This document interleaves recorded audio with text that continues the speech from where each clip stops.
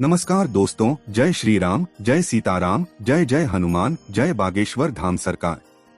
दोस्तों, आपके घर का हल्दी का डिब्बा आपकी तिजोरी में नोटों की गड्डियां भर सकता है और आपको इतना दौलतमंद बना सकता है कि आपसे आपकी दौलत संभाले नहीं संभलेगी। जानना चाहते हैं क्यों? तो चलिए आपको बताते हैं कि बागेश्वर धाम सरकार पंडित धीरेन्द्र कृष्ण शास्त्री जी आखिर हल्दी के बारे में क्या कहते हैं। इसके अलावा आपको यह भी बताने वाले हैं कि आखिर गुरुजी ने हल्दी के डिब्बे में कौन सी एक चीज डालने के लिए कहा, जिसके बाद आप अपनी जिंदगी भर की परेशानियों से निजात पा सकते हैं और धन दौलत से मालामाल हो सकते हैं।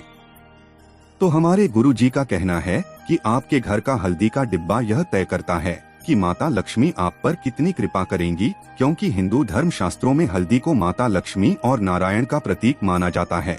तो क्या आपके घर में भी हल्दी का इस्तेमाल नियमित तौर पर किया जाता है और आप भी अपनी रसोई घर में हल्दी के डिब्बे को हमेशा भरा हुआ रखते हैं? कहीं आप अपने हल्दी के डिब्बे में झूठे हाथ तो नहीं डाल देते और कहीं आपका हल्दी का डिब्बा कभी खाली तो नहीं रहता, क्योंकि आपकी एक छोटी सी लापरवाही आपकी जिंदगी में कई बड़ी मुश्किलों को न्योता दे सकती है और आपके घर से माता लक्ष्मी और नारायण हमेशा के लिए नाराज होकर किनारा कर सकते हैं। तो अगर आप भी जानना चाहते हैं कि हल्दी के डिब्बे के साथ हमें कौन सी सावधानियां रखनी चाहिए और हल्दी के डिब्बे में कौन सी चीज डालकर रखने से हम दौलतमंद बन सकते हैं, तो वीडियो को पूरा जरूर देखिएगा और चैनल को सब्सक्राइब जरूर कर लीजिएगा। दोस्तों, स्वागत है आपका हनुमान टिप्स पर। आगे बढ़ने से पहले वीडियो को लाइक जरूर कर दे, जिससे कि श्री बागेश्वर बालाजी की कृपा आप पर सदैव बनी रहे। चलिए वीडियो में आगे बढ़ते हैं। दोस्तों, बागेश्वर धाम सरकार वाले गुरु जी की बात को माने तो हमारे शास्त्रों में हल्दी का सीधा संबंध माता लक्ष्मी से किया गया है। आप लोगों ने सुना होगा कि महादेव पर कभी भी हल्दी और नारियल अर्पित नहीं किया जाता, क्योंकि यह दोनों चीजें साक्षात माता लक्ष्मी का स्वरूप मानी जाती हैं और इसीलिए नारायण को बेहद ही प्रिय होती हैं और इसीलिए महादेव पर अर्पित नहीं की जाती।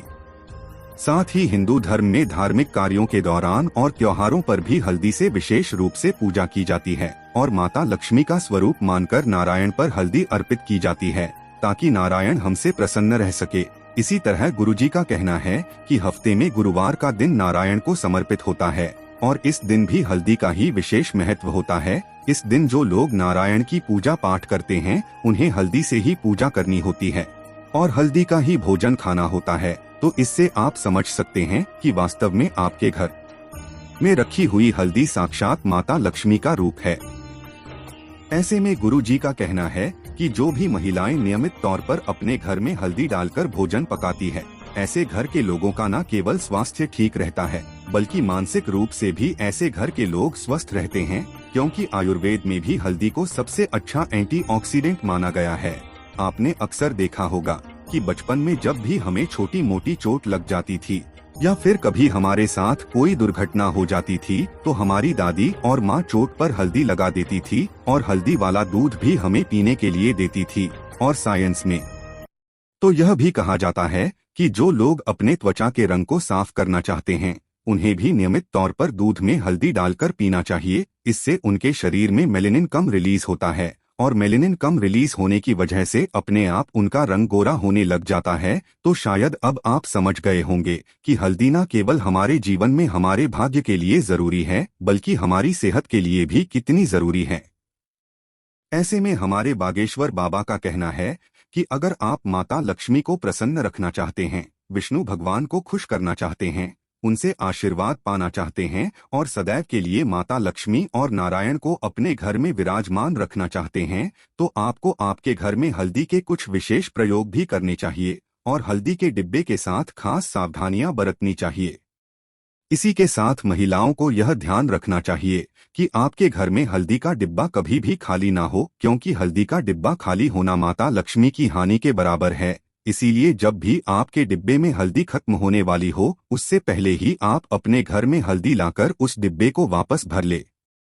इसी के साथ गुरुजी का कहना है कि कई बार देखा जाता है कि हम जिस डिब्बे से रसोई घर में खाना पकाते हैं, उसी डिब्बे में से हल्दी लेकर पूजा में भी इस्तेमाल कर लेते हैं। एक तरीके से देखा जाए तो यह साक्षात माता लक्ष्मी का अपमान माना जाता है। इसीलिए महिलाओं को पूजा में इस्तेमाल होने वाली हल्दी को अलग से निकाल कर रखना चाहिए, ताकि अशुद्ध और झूठे हाथों से इस्तेमाल हुई हल्दी का प्रयोग पूजा में ना हो।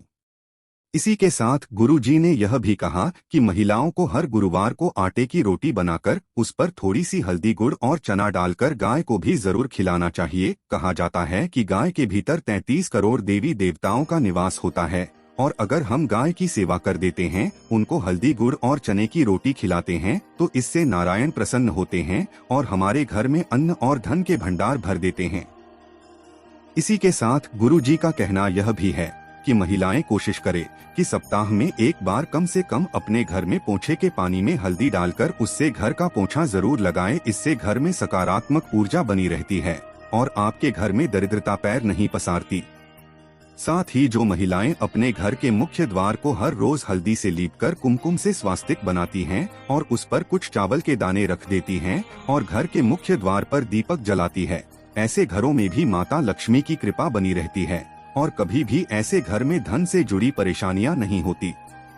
इसी के साथ शुक्रवार वाले दिन महिलाओं को कोशिश करनी चाहिए कि वह माता लक्ष्मी की पूजा जरूर करें और उन्हें हल्दी का तिलक जरूर लगाएं। कहा जाता है कि अगर आप माता लक्ष्मी को हल्दी का तिलक लगाती है और नारायण को हल्दी से पूजती हैं, साथ ही केले की जड़ में हल्दी वाला जल अर्पित करती है, तो ऐसा करने से भी नारायण और माता लक्ष्मी प्रसन्न होते हैं और आपके परिवार में दिन दुगनी रात चौगुनी तरक्की के रास्ते खोल देते हैं। साथ ही गुरु जी ने यह भी कहा कि अगर आप अपने घर में धन संबंधी परेशानियों से छुटकारा पाना चाहते हैं और अपने जीवन में तरक्की करना चाहते हैं, उन्नति के नए नए मार्ग खोलना चाहते हैं, तो आप हल्दी और चावल का सहारा ले सकते हैं। चावल भी माता लक्ष्मी को अत्यंत प्रिय होते हैं, तो अगर आप अपने घर में चावल के डिब्बे में 5 हल्दी की गांठ माता लक्ष्मी का नाम लेकर शुक्रवार वाले दिन डाल देते हैं, तो इससे भी माता लक्ष्मी आपके घर में स्थायी रूप से विराजमान रहती है। लेकिन महिलाओं को ध्यान रखना चाहिए कि ना तो आपके घर में हल्दी का डिब्बा कभी खाली हो और ना ही वह चावल का डिब्बा भी कभी खाली हो। साथ ही अब आपको वो उपाय भी बता देते हैं जो गुरु जी ने विशेष तौर पर अपने भक्तों को बताया। गुरु जी ने कहा कि अगर आप अपने घर में धन से जुड़ी परेशानियों को खत्म करना चाहते हैं, मालामाल होना चाहते हैं, तो आपके घर में जो भी हल्दी का डिब्बा है उसमें आप एक छोटा सा चांदी का सिक्का माता लक्ष्मी का नाम लेकर डाल दीजिए। यह उपाय अगर आप शुक्रवार वाले दिन करते हैं तो आपको बेहतर परिणाम मिलते हैं, आपको मान सम्मान में बढ़ोतरी मिलती है और आपका ऐश्वर्य, वैभव और यश बना रहता है। इसी के साथ अगर आप अपनी जिंदगी में कुछ अच्छा करना चाहते हैं, सफल होना चाहते हैं, तो हर रोज हल्दी का टीका अपने माथे पर जरूर लगाएं। ऐसा करने से आपका गुरु और शुक्र ग्रह मजबूत होता है और यह दोनों ही ग्रह आपकी धन संबंधी परेशानियों को खत्म करते हैं। इसी के साथ अगर आप अपने घर की तिजोरी में बरकत बनाना चाहती हैं, तो शुक्रवार वाले दिन हल्दी से माता लक्ष्मी की पूजा करें, उन्हें पीले रंग की खीर का भोग लगाएं। उसके बाद उसी हल्दी को लेकर अपनी तिजोरी पर स्वास्तिक बना लें। ऐसा करने से माता लक्ष्मी की साक्षात कृपा आपकी तिजोरी पर होगी और आपका धन बेफिजूल में खर्च नहीं होगा। साथ ही बचत और बरकत के रास्ते भी खुलने लगेंगे। इसके बाद गुरुजी ने यह भी कहा कि अगर आपके घर में नकारात्मक ऊर्जा का वास रहता है या आपको ऐसा लगता है कि आपके घर में दरिद्रता आ गई है, तो गुरुवार वाले दिन आप हल्दी से विष्णु भगवान की पूजा करें। उसके बाद हल्दी से अपने मुख्य दरवाजे के दोनों तरफ स्वास्तिक बना दे और यह नियम आप प्रत्येक गुरुवार को जरूर करें। ऐसा करने से आपके घर में सकारात्मक ऊर्जा का वास रहेगा। साथ ही अगर आप जल में थोड़ी सी हल्दी डालकर तुलसी में अर्पित करते हैं, तो भी आपके जीवन में धन के नए नए रास्ते खुलने लगेंगे और आपकी तरक्की में लगातार बढ़ोतरी होती रहेगी। तो दोस्तों, यह थे हल्दी के कुछ खास उपाय जो गुरुजी ने अपने भक्तों को बताए। उम्मीद करते हैं कि गुरुजी के बताई हुई ये बातें आपको जरूर पसंद आई होगी। अगर आपको यह वीडियो अच्छी लगी हो तो चैनल को सब्सक्राइब करके वीडियो को लाइक और कमेंट बॉक्स में जय श्री राम, जय बागेश्वर धाम सरकार, जय हनुमान, जय सीताराम जरूर लिखें और इसे ज्यादा से ज्यादा शेयर करके बाकी लोगों तक भी पहुंचाएं। तो मिलते हैं अगली वीडियो में, तब तक आप अपना ध्यान रखें, स्वस्थ रहे, सुरक्षित रहे। धन्यवाद।